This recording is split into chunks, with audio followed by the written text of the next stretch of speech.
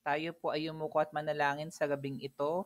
Panginoon, salamat o Jesus Christ na muli kami po ay magkakasama online. Salamat Panginoon sa knowledge and wisdom, sa protection, sa guidance na patuloy naming tinatanggap mula sa inyo. Dalangin namin, O Father God, na malayang kumilos sa mga espiritu sa kalagitnaan namin. Panginoon, be our speaker, be our teacher, Panginoon. At kung ano man po ang mga concerns po namin, mga prayer request po namin, Panginoon, by faith, ito po ay kine-claim na po namin that it will come to pass in your perfect time. Kaya Lord, salamat sa gabing ito. Sa inyo, Lord, ang papurit pagsamba sa pangalan ni Jesus. Amen. Ang ating pag-aaral tonight, Soli Deo Gloria, Living for the Glory of God Alone. So ito po yung panlima doon sa pinag-aaralan po natin na Reformation, 5 solas of Reformation. So we'll talk about one of the 5 solas of the Reformation, yung panglima, which is Soli Deo Gloria. Amidst the theological tensions of the Reformation era, Soli Deo Gloria emerged as a foundational principle directing that all glory, all honor should belong to our Lord and Savior Jesus Christ alone.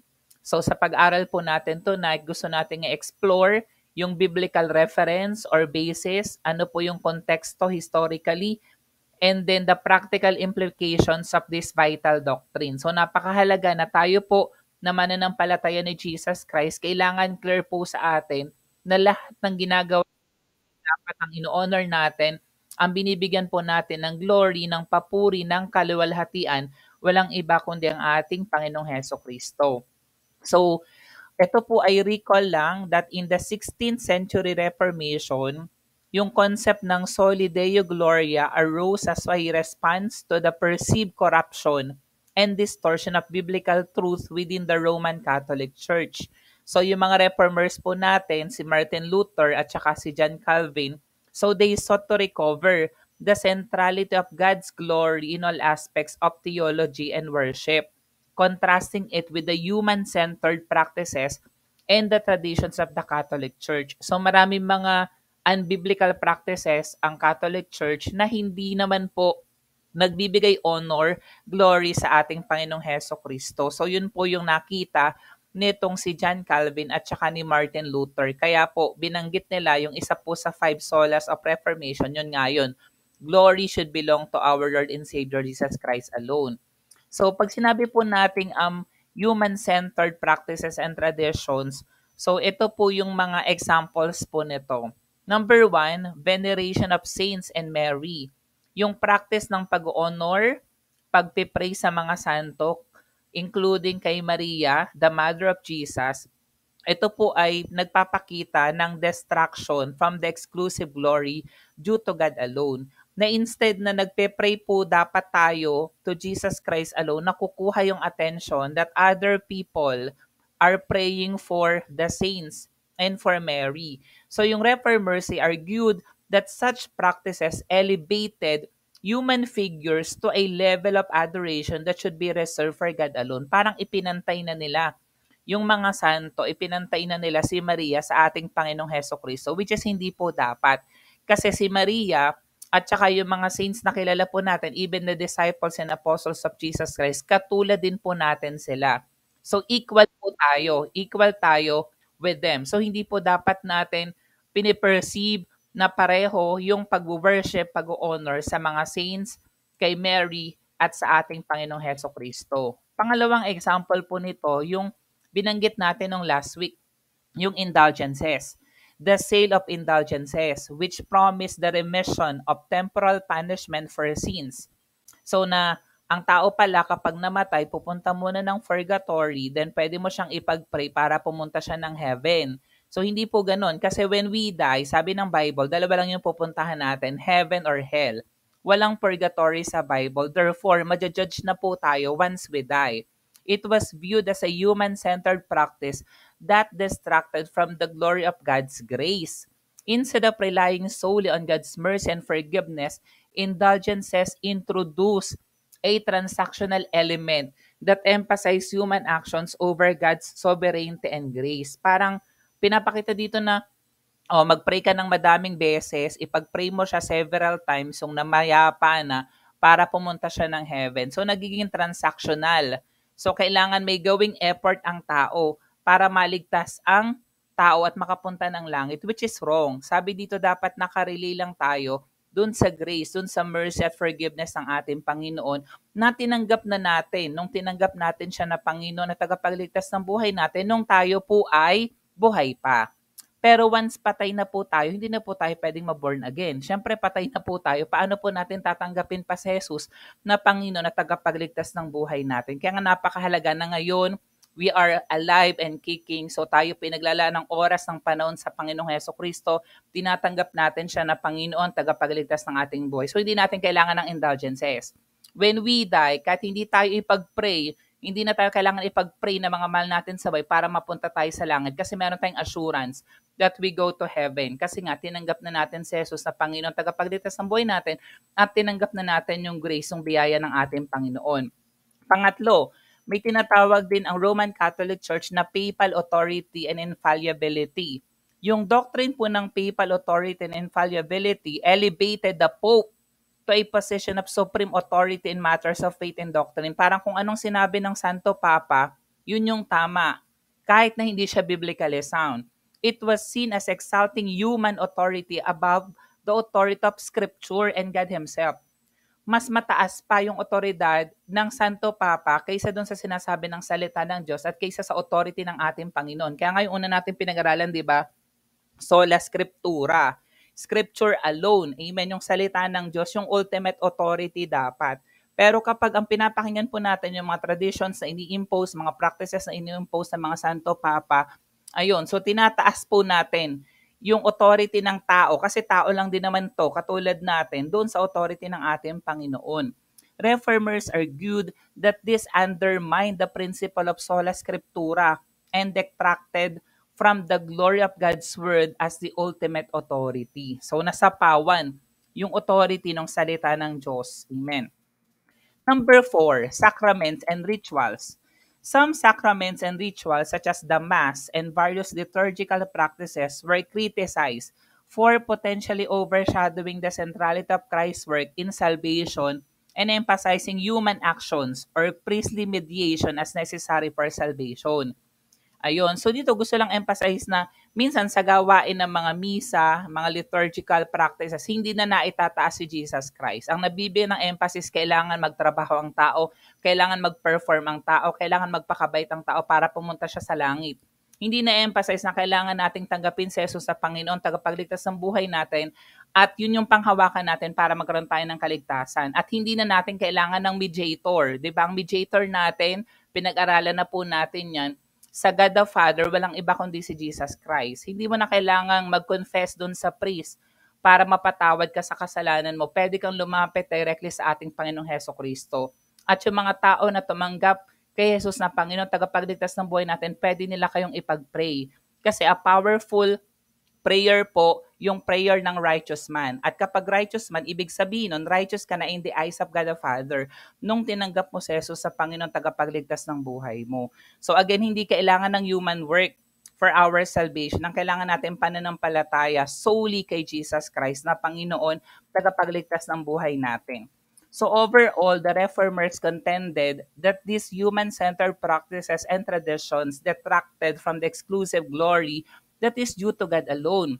As emphasized by the principle of Soli Deo Gloria, they sought to restore a focus on God's sovereignty, grace, and glory in all aspects of worship and theology. At yun yung gusto kong emphasize tonight. Gusto natin na mag-focus tayo doon sa sovereignty, sa kapangyarihan ng ating Panginoon, sa biyaya ng Panginoon, at yung glory, lahat ng ating ginagawa, honor and respect should belong to our Lord and Savior Jesus Christ alone. Kasi yun po yung biblical. Nothing more, nothing less. So, kailangan po nating maintindihan yung sound hermeneutics. Ma-interpret po dapat natin yung scripture in the proper context and understand its overarching message of God's glory. This approach ensures a faithful interpretation of biblical passages that emphasize glorifying God alone. So, lagi mo yung i-check. Yung mga mensahe ba na napapakinggan mo, sino ba yung naitataas? Religion ba ang naitataas? Simbahan ba ang naitataas?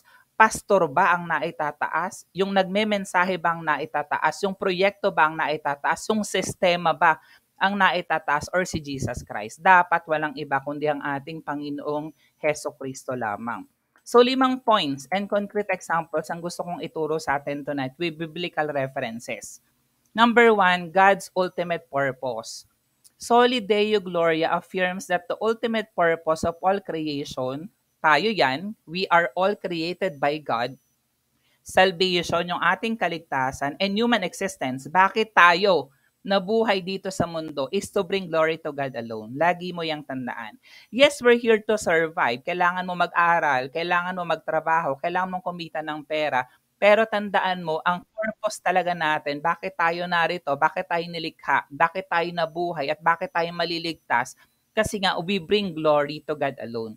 And tonight, without your knowing, we are glorifying the Lord. Yung pagbibigay natin ng quality time sa Panginoon, pakikinig ng kanyang mga salita, we bring glory to God. Amen. Sabi nga ng Isaiah chapter 43 verse 7, sila ang aking bayan na aking nilalang upang ako'y bigyan ng karangalan. So tayong tinutukoy ng verse na to, hindi lang yung mga Israelites. Tayo yung nilikha ng Panginoon. Pero sabi, ano yung ultimate purpose natin na mga creation ng Panginoon?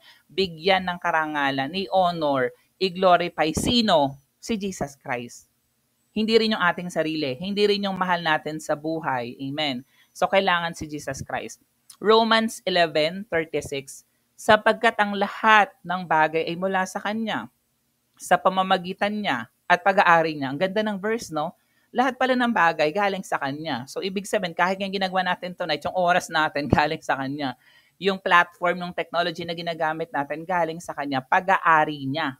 Even yung life na meron kayo, yung breath natin galing sa Kanya. Sa Kanya ang karangalan magpakailanman. Amen. So, the Lord deserves, amen, our worship, our adoration. Kaya nga dapat nagbibigay talaga tayo ng oras at panahon sa Panginoon.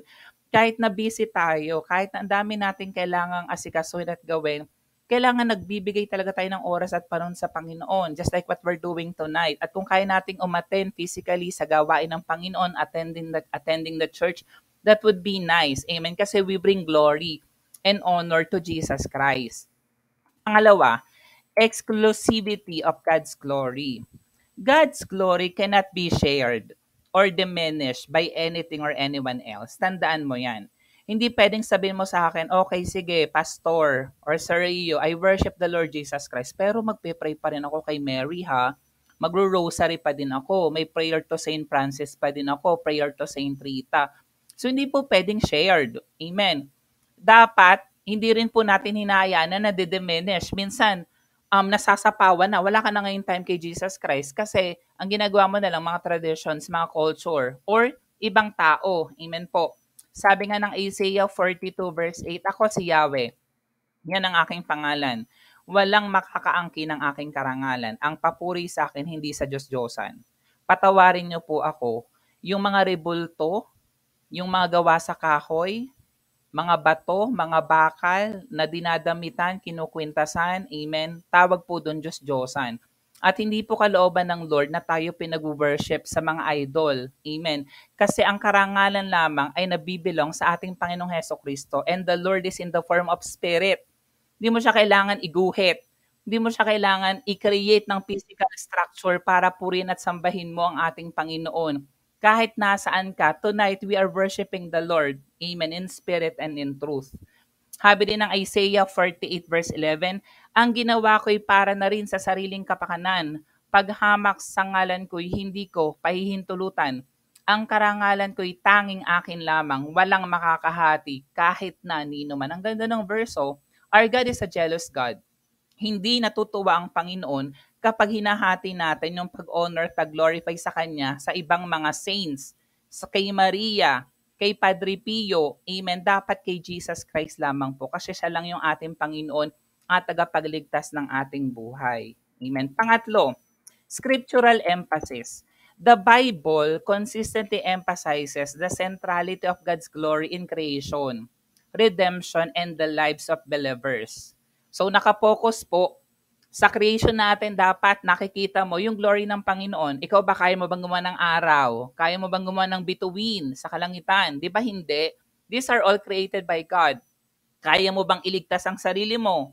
Kahit paanong bait natin, magkakamali tayo, magkakasala tayo, kaya hindi natin kayang iligtas ang sarili natin. Kailangan natin ng isang 100% man, 100% God, na perfect, blameless para tayo iligtas. Sino ang qualified? Only Jesus Christ. Mary is not even qualified. Peter, dyan hindi sila qualified kasi lahat ng tao ay nagkasala, fall short of God's glory.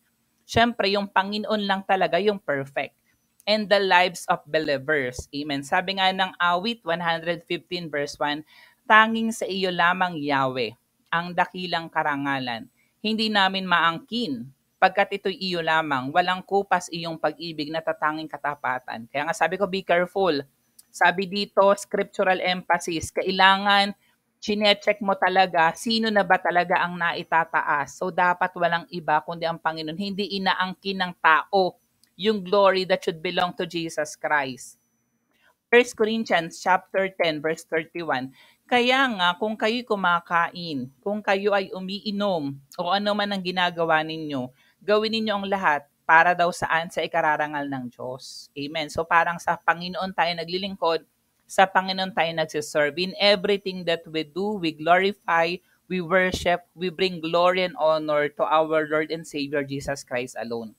Number 4, rejecting self-glorification. Soli Deo Gloria challenges any form of self-exaltation or human boasting, directing all praise and honor to God alone. Hindi mo dapat sasabihin, ang galing ko kasi. Ako kasi talaga ay napakabait, kaya maliligtas ako. Ako kasi talaga nagbibigay ako sa gawain ng Panginoon. Ako kasi nabasa ko na yung Bible ng 100 times, kaya pupunta ako ng heaven. Ako kasi nagpakain ng maraming mahihirap. Ako kasi marami nang na-share ng gospel. Hindi. Tayo pong lahat ay vessel, instrument, alulud lang po tayo ng pagpapala ng Panginoon. Lahat po tayo ay daluyan lamang. Pero ang gumagawa, ang tumatrabaho, walang iba kundi ang banal na Espiritu, walang iba kundi ang ating Panginoong Heso Kristo. Sabi nga ng Jeremiah chapter 9 verses 23 to 24, ang sabi ni Yahweh, huwag ipagmayabang ng matatalino ang kanyang karunungan o ng malakas ang lakas na kanyang taglay, ninang mayaman ng kanyang kayamanan. Kaya nga ako naniniwala, yung mga tunay na matatalino, hindi mayayabang. Yung tulay na mayayaman, hindi yan yung mga mayayabang. Yung mga tunay na malalakas, hindi yan yung mga mayayabang. Amen. Kasi sila po ay mapagpakumbaba dapat kasi ina-acknowledge nila na hindi yun galing sa kanila. Kung may nais magmalaki, o yan, kung gusto ro natin magmalaki, ang ipagmalaki ni ang pagkakilala at pagkaunawa sa akin. Ang ganda ng verse, no? Ibig sabihin, dapat pala pinagmamalaki natin tonight na tinanggap mo na si Jesus sa Panginoon tagapagligtas ng buhay mo, nakilala mo siya, naunawaan mo ang kanyang salita. Sapagkat ang aking pag-ibig ay hindi nagbabago. Totoo, meron nga akong kausap, kino-comfort ko siya kasi 8 years na daw sila ng kanyang girlfriend and then naghiwalay sila. Parang hindi niya na alam kung anong direksyon niya sa buhay. Amen. Pero tandaan mo, ang pag-ibig kasi ng tao, nagbabago yan. Pero ang pag-ibig ng Diyos, hindi nagbabago. Makatarungan ng Diyos, matuwid ang Panginoon sa lahat ng kanyang ginagawa. Ito ang mga bagay na nais ko. Ako si Yahweh nagsasabi nito. Amen. Ano pa pong sabi ng Galatians chapter 6 verse 14? Huwag nawang mangyari sa akin na ipagmalaki ko ang anumang bagay bukod sa krus ng ating Panginoong Heso Kristo. Yan. Kaya nga alam nyo po, sabi nga ito ng Bible, mas madali pa raw para sa isang kamelyo makapasok sa butas ng karayom kaysa sa mayaman. Hindi ang tinutukoy doon yung mayaman in the physical, kundi mayaman sa self-righteousness na akala niya kaya niyang iligtas ang kanyang sarili dahil sa kanyang kabaitan, dahil sa kanyang kabutihan. Amen. Pero tandaan mo, maliligtas lang tayo sa pamamagitan ng pananampalataya sa Panginoon. Sapagkat sa pamamagitan nito, ang mundong ito'y patay na para sa akin at ako na may patay na rin sa mundo. Amen. So dapat kung may pagmamalaki po tayo, walang iba kundi ang tinapos na gawa ng ating Panginoong Heso Kristo sa cross ng Calvary. So ngayong Holy Week, alalahanin mo yung ginawa ng Lord sa atin that He sacrificed for us. Amen. Para tayo po'y maligtas, mapatawad sa ating mga kasalanan at magkaroon tayo ng buhay na walang hanggan. Number 5, living for God's glory. Believers, tayo yan, are called to live every aspect of their lives sa pamamagitan ng ating worship, sa ating mga trabaho, sa ating mga relationships. Yan, even the relationship with the opposite sex, with relationship with our family, ayan, with our bosses, di ba? And service to the glory of God alone. So, ang point, lahat ng ginagawa natin, even tayo po ay naglilingkod sa Panginoon, even tayo po ay breadwinner ng ating pamilya, we provide for our family, tayo po ay mga estudyante, tayo po ay mga nagtatrabaho, dapat lahat ng ginagawa po natin, we bring glory to God alone. Sabi nga ng 1 Corinthians chapter 6 verse 20, sapagkat binili na kayo sa isang halaga. Binili na po tayo. Kaya't gamitin ninyo ang inyong katawan upang maparangalan ng Diyos. Ano pong ginamit sa pangbili sa atin para tayo magkaroon ng buhay na walang hanggan at kaligtasan? Dugo po ng ating Panginoong Heso Kristo. Amen. Kaya dapat, dahil tayo po ay ang blood bought ng ating Panginoon, gamitin natin yung ating katawan. Gamitin natin ang buhay natin to honor the Lord. Amen. Tandaan mo, maiksi lang buhay natin dito sa mundo. Mabubuhay tayo sa mundo maximum ng 120 years, 'di ba? Pero ang tunay nating buhay, eternity. Imagine, immortal tayong yung ating spirito sa piling ng Diyos. Kaya nga dapat nag-i-invest ka talaga sa mga bagay na pang-eternal. Iniisip mo, ano bang ginagawa ko dito sa mundo? Ito ba investment ko papunta ng heaven? Or investment ko papunta ng impyerno? Dapat iniisip mo yan. Kaya dahil marirealize mo, magbibigay ka talaga ng oras at panahon sa Panginoon na mararanasan mo na mahal ka talaga ng Diyos, mahal mo ang Diyos at maglilingkod ka sa ating Panginoong Heso Kristo. Sabi nga ng Colossians chapter 3 verse 17, at anuman ang inyong gagawin, church, anuman daw ang ating sasabihin, gawin ninyong lahat sa pangalan nino, sa pangalan ni Jesus Christ, at sa pamamagitan ni magpasalamat kayo sa Diyos Ama. Again ha, in the name of the Lord Jesus Christ alone. Kasi yung makapangyarihan lang na salita, pangalan ni Jesus Christ. Walang kapangyarihan ang pangalan ni Pastor Rio, ni Sir Rio, ni Maria, ni Pedro, ni Padre Pio. Ang makapangyarihan lamang yung pangalan ng ating Panginoong Heso Kristo. So in our conclusion, Soli Deo Gloria serves as a guiding principle for the Christian life, directing believers to orient their thoughts, actions, and motivations toward the glorification of God alone. It stands as a counterpoint to any form of idolatry, self-centeredness, or human achievement, reminding us that our highest aim is to honor and to magnify the name of our Creator and Redeemer. At sino po ba yun? Walang iba kundi ang ating Panginoong Heso Kristo. So as we reflect, Soli Deo Gloria, let us commit to living wholeheartedly for the glory of God alone. May we strive to surrender our desires, our ambitions, our achievements at the feet of our sovereign Lord, acknowledging His greatness, goodness, and worthiness of all praise. Let us seek to glorify God in every aspect of our lives, knowing that true fulfillment and joy are found in magnifying His name and advancing His kingdom purposes on earth. So, ang ginawa ko lang, ang part ko lang to deliver the message. Pero syempre, yung kapangyarihan ng salita ng Diyos andun sa application ng kanyang mga salita. So sana na napakinggan natin yung salita ng Diyos, i-apply natin. Amen sa ating mga boy. Kung may mga area ng buhay natin na kailangan natin baguhin, may mga practices tayo na ginagawa na hindi pala kalooban ng Lord, hindi pala biblically sound, pasakop tayo sa Panginoon. Hingin natin yung knowledge and wisdom ng Panginoon, yung grace ng Lord, na malakaran natin ng tama yung dapat nating gawin in accordance to the message of grace, in accordance to the Word of God. Tayo pong manalangin. Panginoon, salamat for this night. Salamat, Panginoon, na tinuruan niyo po kami ng 5 solas of Reformation, specifically sa Soli Deo Gloria, to God, Jesus Christ alone, yung glory, yung honor, Panginoon. Alam ko, Father God, na marami kaming natutunan tonight at kayo po mangungusap po sa amin, O Jesus Christ, na magawa po ang dapat po namin gawin sang-ayon sa inyo pong kalooban, O God. Sa inyo, Lord God, ang papurit pagsamba sa pangalan ni Jesus. Amen.